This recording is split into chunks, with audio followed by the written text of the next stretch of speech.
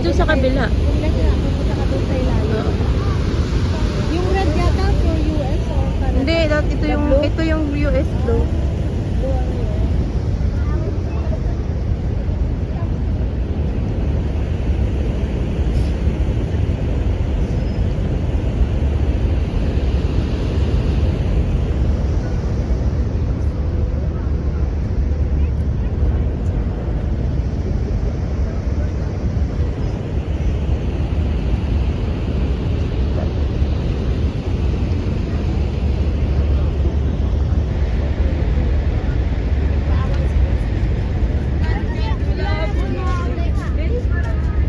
Malakot ka mo, kilor mo. Manabe. Oh, yun oh, may rainbow color. Ang ganda maro. Mas maganda dito. Mas gusto ko dito.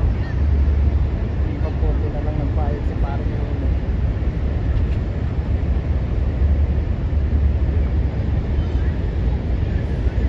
Falls view in